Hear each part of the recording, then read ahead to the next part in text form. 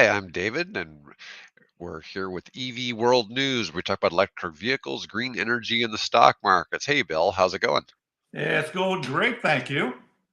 All right, so let's get right into it. Our first article we're going to talk about today comes to us from Bloomberg, and this one is on carbon capture technology, which has been Yeah. kind of a big discussion. A lot of people are buying these carbon capture offsets. And here's the claim: carbon capture needs enough pipelines to circle the Earth 4 times. The U.S. goal to quit carbon dioxide hinges on transporting and burying more than 1 billion tons of carbon per year. A year, yeah. Now, and we're going to talk about some of this. What it discusses. There's a COP28, talks about moving away from fossil fuels, and we'll get into that a little more. But they endorsed carbon capture and storage, and the U.S. is set to be the most important proving ground for capturing greenhouse gas and the sprawling network of infrastructure needed for it to work. Now, as I understand what the basic premise is of carbon capture, is we're taking CO2 that's captured, we're running it through a pipeline and putting it underneath some kind of Yeah. sand in Yep. terms of storing it generally in areas that were previously emptied of fossil fuels, correct? Right. Right. Yeah. And 83 billion of investments have poured into carbon capture over the past 3 decades.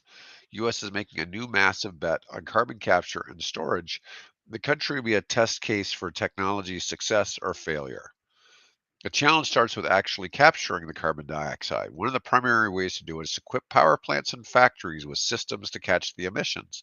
The technology, which isn't economical yet in most scenarios, is only in use at a handful of sites. Yeah. And here we show a factory, the industrial flue gas comes out, gets captured in something here, moves through a couple of processes,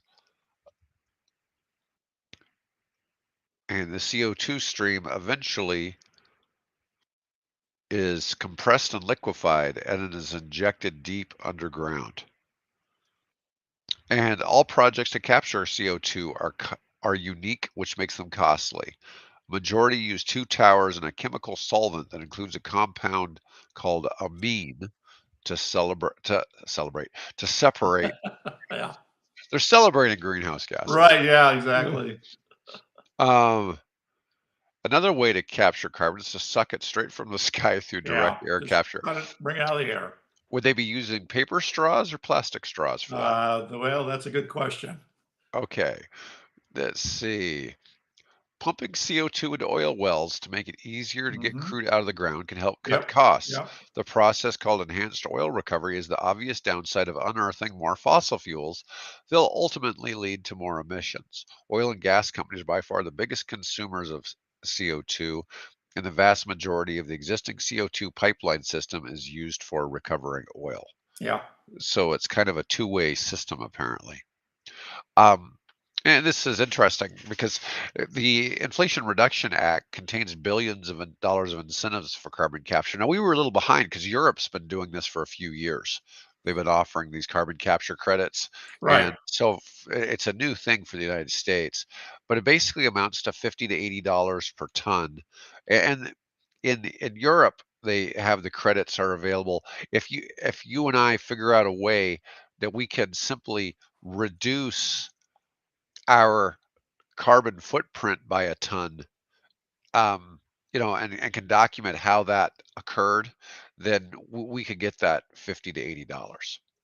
Right. Okay. Right. So, for instance, I was earlier talking to a friend who has a program that he's going to do in London, and it effectively would reduce um, the number of people who had to own cars. Okay. Yeah. And anyways, his system would basically issue enough carbon capture credits to I forget what it was. It was going to it worked out to about two or three, um let's just say at least two tons of carbon capture per person that would be on his system. And so he might have 50,000 people on his system, and so it might reduce 100,000 Yeah. tons annually of carbon. But this is a little different in terms of what this is here. But one of the things is, I guess the point was there's not that much in the way of pipelines, and even if we were trying to do that much carbon capture, this doesn't quite exist as far as the pipelines needed to make this work. Yeah. Hey, I have it related to that. I have a question for you and the audience. Mhm. Do you know how much a gallon of gasoline weighs? Well, a gallon is approximately 8 pounds. Right. Now, when you burn that in an internal combustion engine and the exhaust comes out the tailpipe, how much does that exhaust now weigh? Well, I'd assume it'd still be the 8 pounds. No, because remember, when you're burning it, you're combining it with oxygen. Right? And so you're combining it with enough oxygen that every gallon of gasoline we burn creates more than 20 pounds of CO2. Oh, wow. Yeah, I had more no than idea. more than 20 Okay. pounds of CO2 for every, because to get it to work, to get that spark and that explosion to drive that cylinder down, you have to have oxygen. So you're forcibly combining in that process, you're forcibly combining carbon and oxygen together, CO2, right? Or two oxygen atoms and one carbon atom. And what comes out that tailpipe, there's more than 20 pounds of CO2 that gets burned. So what we need to do is figure out, don't use as much, and that was the whole point of the debates that were going on in Dubai. Is how can we get away from creating that 20 pounds of CO2 every time we burn the oil that comes out of the ground in Dubai and and Saudi Arabia and Russia. And interestingly, the world's number one fossil fuel exporter is, ta-da, The drum US. roll, U.S. Yeah. There's some articles that are critical of the United States because we're a little bit, we've got John Kerry over there, encouraging people, we got to get off this, but at the same time, America is the leading exporter of fossil fuels, and we are through for the liquid LNG, liquid natural gas exports. We're the guys that are basically, replacing the natural gas that Europe would have been buying from Russia, before the whole Ukrainian mess. So it's such a complicated. You see why they wrote, by virtue of the very fact that they put the words fossil fuel in the document, is regarded as a major step forward, because for 30 years, nobody would even say the word fossil fuel in the official document that comes out of those COP meetings. So, but I was really surprised when I read that we would need enough pipeline from all these oil fields and gas, things like that, and whether we capture it to transport and then bury it in the ground somewhere, enough pipeline to circle the earth 4 times. That's just, I mean, I'm hoping that, that's a correct number, just not something to grab people's attention. But that's astounding. Yeah, But then it makes sense when you realize how much CO2 every gallon you and I burn in a gasoline powered car, or diesel for that matter, because diesel does the same thing. mhm. It's interesting to see this where it'd be stored. Never what some of these places are places I didn't even realize that there was a lot of oil going on. I didn't know about this oil basin over here in Illinois. Yeah, And now I knew about the Williston Reserve from North Dakota, the North Dakota. Yeah, Bakken yeah, oil or whatever. yeah. They're going to store annually 100 million metric tons up there. Now the Permian Basin one, because I've had people, I've gotten in discussions about carbon capture, and they've all related to Permian Basin oil, because that's the really big oil field for the United States, Yeah. is down here in Texas. Let's see here. Oh, here's the proposed pipelines. Yeah. Oh, hey, they miss Omaha. Um, Well, yeah. do you understand the threat that a pipeline represents? Because if you have, I mean, it's only compressed gas. Well, what is compressed CO2? Dry ice, right? Oh, is it? I didn't know that. So if you're pushing CO2 through this pipeline and you get a leak of Uh-huh. CO2, well, it's just a gas, but it's heavier. And so what it does is sinks and goes across the ground. And and if you're within that envelope of that gas, it'll kill you. Really? Yeah, it'll kill you. They had over in Africa, if you remember, they had a volcano that Yeah. erupted, and what erupted mostly was it released this basically tsunami of carbon dioxide that flowed down the slopes of the mountain, the volcano, basically a mountain, and ended up killing a lot of wildlife and a lot of people in the process. So that's the concern: is that okay? We can take all this stuff and send it to the Dakotas, good riddance, and pump it down into the ground and store it, 4 or 5, whatever, 6, 10,000 feet below ground.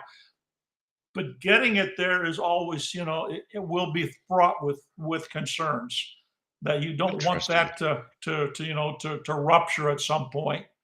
So anyway, So on this map, the black are existing pipelines, yeah, and the red or orange represent proposed pipelines to do this, which would yeah, be 96,000 miles, which would circle the Earth 4 times. yeah. Now, I don't quite understand all these little spines. I mean, are those places they're going to extract it, say here, and it's going to wind to here, and then, you know, go up this crazy path all the way up there? I Yeah. mean, I'm sure there's a method to it.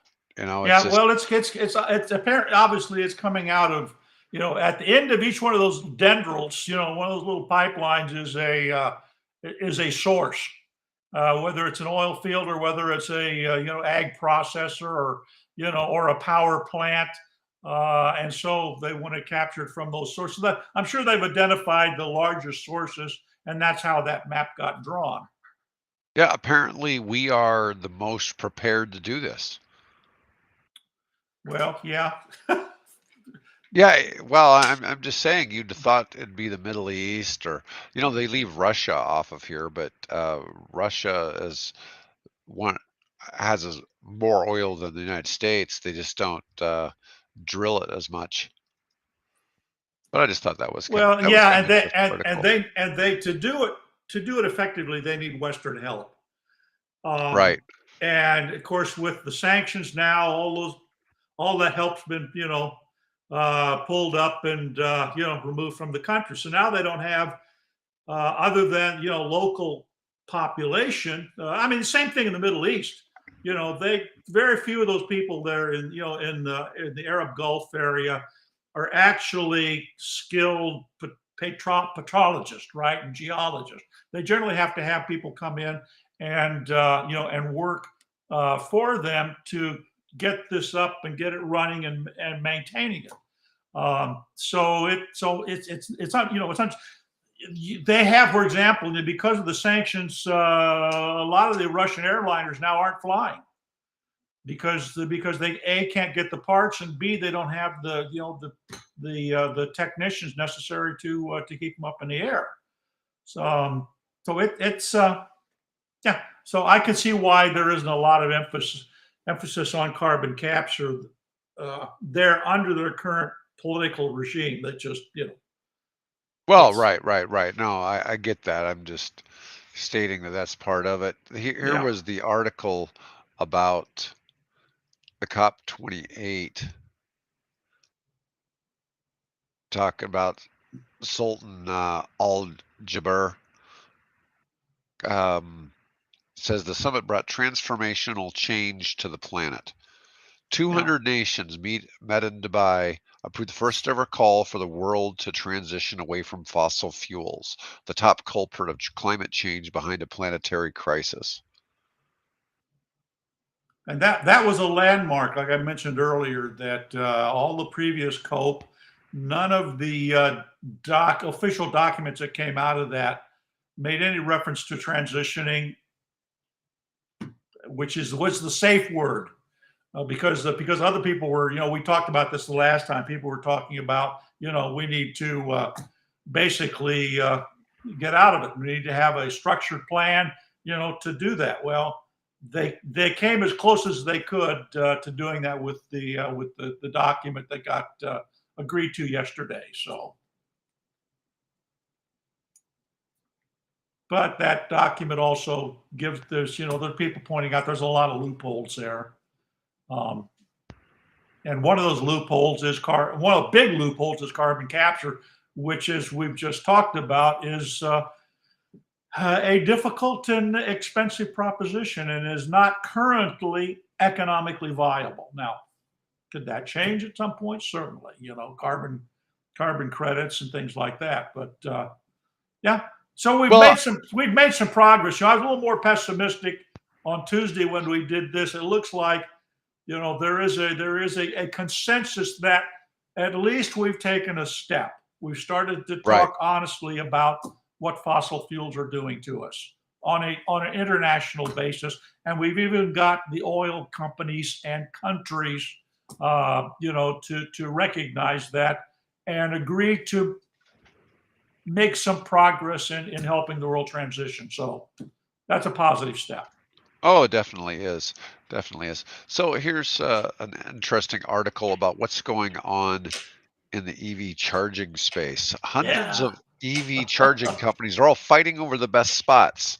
yeah, And, I guess I can see this. I mean, if you're in that business, you want to be at the best spot. Obviously, on the highway, all of the big, oh, like this shows a flying J, those they're much more than just a fueling spot. I mean, they have restaurants, they have all kinds of things for people to do.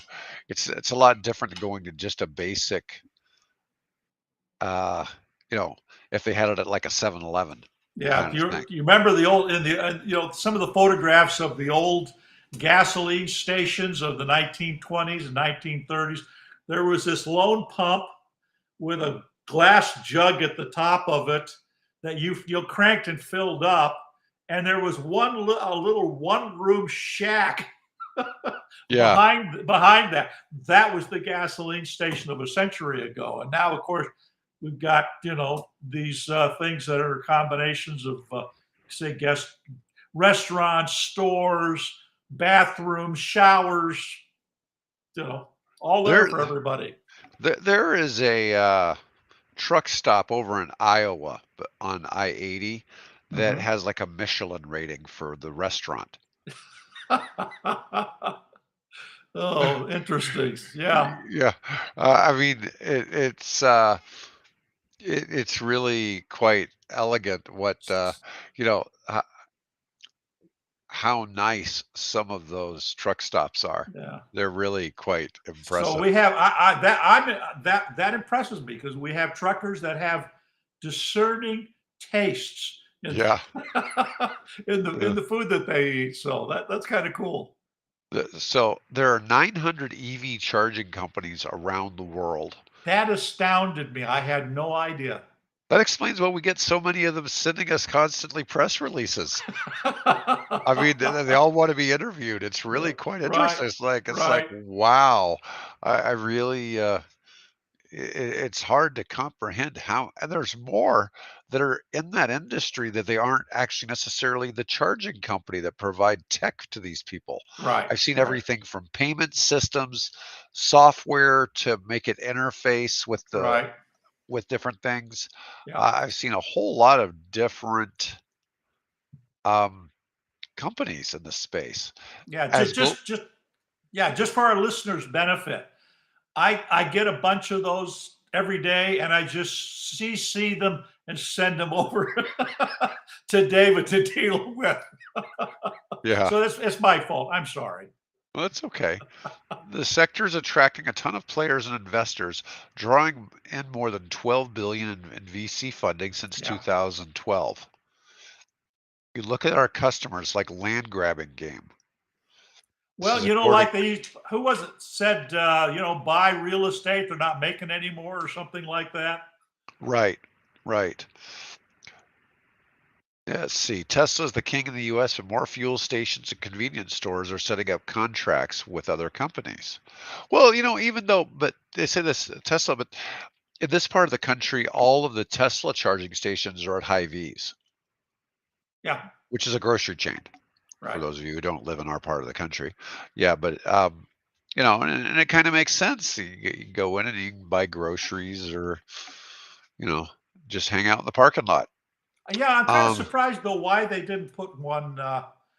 We have a Hy-Vee just down the road here from me, and less than a mile, and they're supposedly listed as having a charging station there. But I asked the store manager; he didn't know anything about it. So, so oh we wow. don't. Yeah, so we do not have a charging. To my knowledge, we do not have a charging station at this particular Hy-Vee. But then I think where the one locally is located is over at the intersection of Interstate 80 and Interstate 29. And there happens to be a Hy-Vee there that's within a mile of the road, and it's perfect for. That's an ideal location. So you got a major interstate north and south, and a major interstate east and west. Right, right. That makes a lot of sense. I'm sure there'll be more soon enough. Let's see. GM and Pilot Flying J are putting EV Go chargers at Flying J rest stops throughout the US. Well, they're no longer calling them truck stops, they're rest stops. Rest stops, yeah. Yeah. Plus, the search is on for prime real estate to construct purpose-built mega facilities with a few dozen fast charge units with plenty of amenities on offer. I'm aware of a West Coast chain of convenience stores that is based around EV charging only. Yeah. So Why there's a group not? that's coming in, they're putting in 400 stores, and they're all going to be just EV chargers. There won't be any gas. Yeah. Um, That's cool. I like that. yeah, I've tried to see if I can get them on here, but I've they keep talking about it, but they're really slow to respond. Yeah. Oh, let's see. They're hunting for all that real estate they need. Yep. Probably. Charging companies are clamoring to get exclusive contracts with companies like McDonald's and Starbucks. Makes a lot of sense.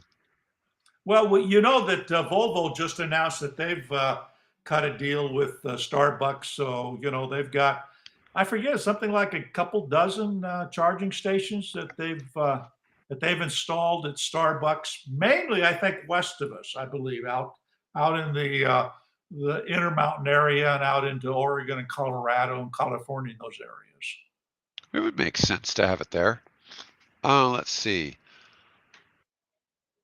EV charging station placed in a prime location can take about 4 years Yeah. before it becomes profitable once utilization hits around 15%. Yeah, that was an interesting number. I've always wondered about that, because being in the EV space all this time, I've always think, well, what if I would invest and cut a deal and buy some chargers and put them somewhere? And I kept that. Well, when would they be profitable? Well, 4 years, and you got to have 15% utilization. Now, I'm curious as to 15% of what? 15% of the total chargers get used, or 15% of the investment, or I wish I knew It's exactly a little certainly more not of what a that. 24-hour period. No, no. Um, so if you've got 10 chargers there, and one of them gets used predominantly, that's 10%. So one and a half of those chargers get used all the time. I don't know. I'd like to know what that number meant. So if any listeners, if you know what that number meant, drop us a line. I don't see that as a great investment. if it takes 4 years to become Yeah, profitable. Hell, the yeah, things, what it appears is that they break sooner than 4 years, anyways. yeah. And you got to reinvest and upgrade them and have contracts with people to go out and work on them and things like that. So yeah. Let's see. So how does Tesla do it? Well, like I said, they're they, building all these chargers and they're still making money. So somehow they figured it out. you know, it helps that, with them, you just plug in the charger and it automatically dings your card. Okay, because you don't have to get the app out or anything like Yeah. that. So that helps a little bit, but it's you know, their like we were saying, their charging stations aren't anywhere magical, you know, for them. They I I see the high V's as a low-hanging fruit, but they're not going into but they've got a lot of their just own freestanding charging places, but they almost all are in parking lots that have a major grocery store. But who wouldn't want to? If I see people that are in the real estate space that have retail, and they all would like to see if they could get Tesla to come put chargers in at their place, because Yeah. they want those customers having time to go walk around and go through the shops, right? So it makes a lot of sense to want that on your property. Now, this is one I wanted to talk about today, which this one just kind of drives me crazy because Americans are increasingly concerned about electric vehicle battery Yeah. disposal despite growth of EV battery recycling. Okay, for starters, this is a little disingenuous. I don't know that Americans are really that concerned about anything. Okay, but that being said, um, Super Bowl. yeah, yeah, 71% of U.S. adults say they are concerned about disposal of used EV batteries. So Yeah. it's probably keeping them awake at night. Worried that EV batteries Well, y'all think they're going in landfills. yeah. 56% of survey respondents said EV batteries will cause toxic landfills, up from 48% in 2022. And that just seems kind of crazy. Most people have no idea. The batteries, when they come out of the car, first are recycled and put into use as energy storage for renewable energy. Hmm. And that's ever before they even consider recycling them.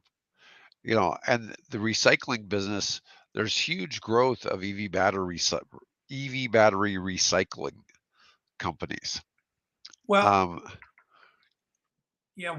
I mean, I have an easy explanation for this. What is the most interaction that the average American has with a battery? their cell phone. No, I don't even know the cell phone so much. I think, we've all got, how many devices do we have around our houses that have double A and triple A batteries in them? Right. Right. And they, 6 months later, whatever it is, you got to replace it. Well, what do you do with that battery? Typically, you throw it in the trash. Now, Right. hopefully, if it's lithium, you don't, because that's a problem.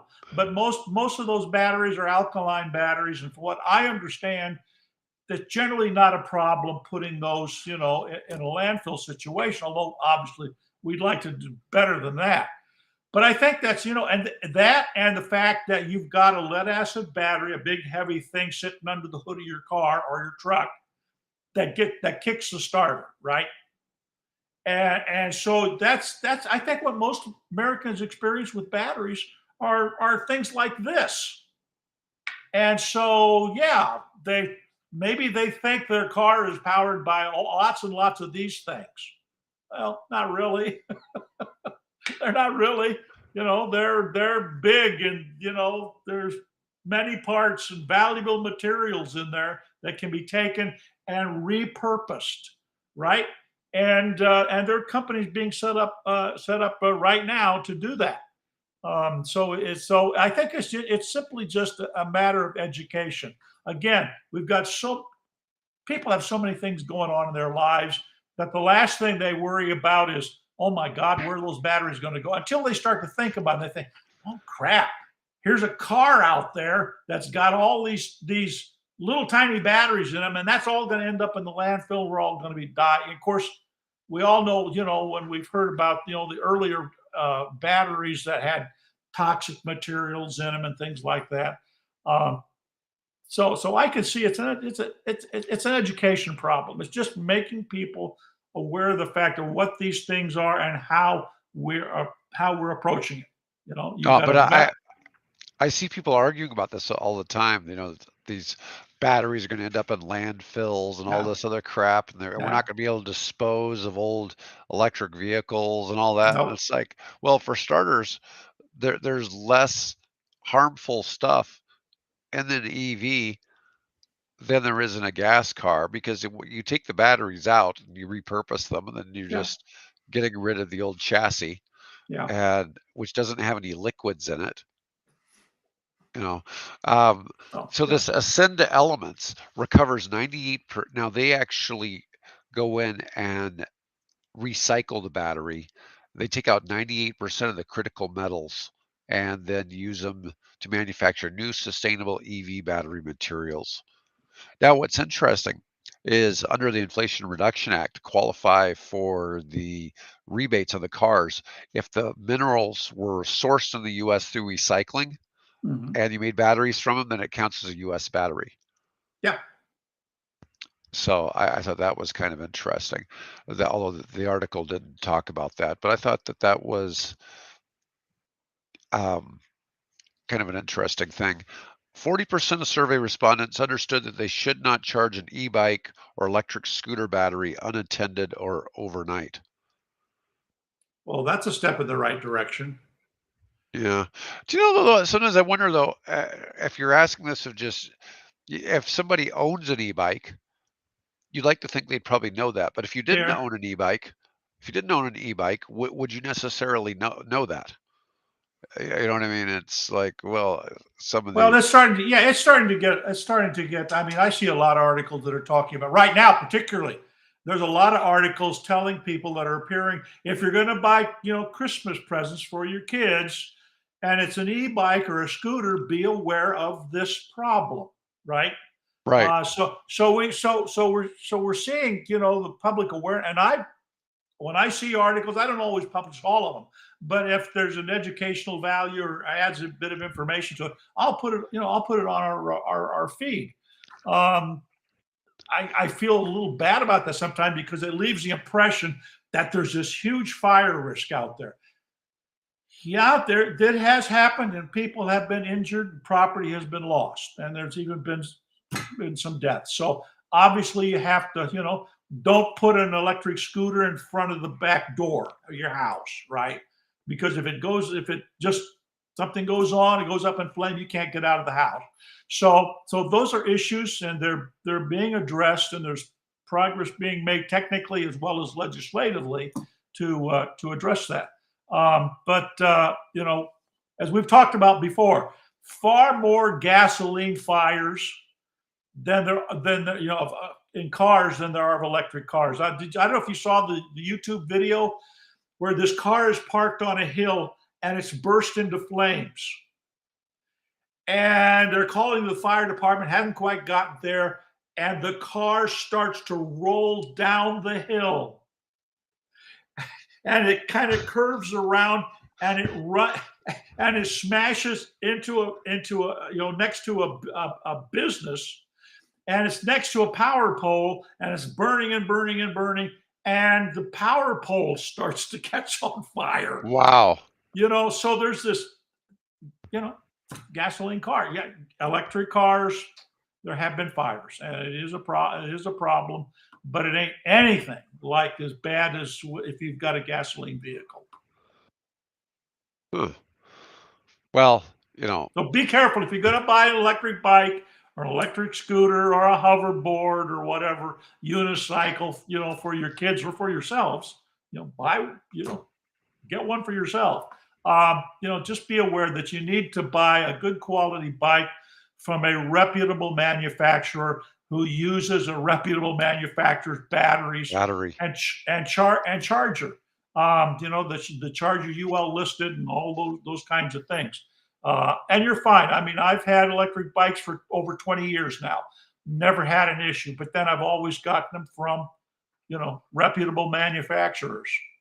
Well, So, you look at we had the founder of Meiving on here, and he was saying that that's the biggest thing is just yeah, getting batteries from the right source. yeah, yeah. That doesn't have those problems. It's the cheap ones that generally cause It's almost all yeah, the it's problems. the guys who are cutting costs and ripping off. I remember seeing a show, I think it was a YouTube video or something about how you can go off and you'll find these double A's and triple A batteries and things that said they're made by Panasonic or they're made by Sony or whatever. But you'll notice that in the fine print, there's misspellings and the name, Panasonic is slightly, as an example, is slightly misspelled. So it's not really Panasonic. It's Panasonic or something like that, Bonus. so there, yeah, there are people out there that their driving motive is profit, not concern for their customers. So, Yeah, I get it. I get it. All right. Well, all right, we covered everything today, Bill. cool. Anyways, kind of a long show, but that's all right. Anyways, everybody, thanks for listening in. Leave us a comment if and tell us what you might like to hear about. Anyways, till Yeah, next time, click that subscribe button. aggressively, aggressively click. Aggressively, right?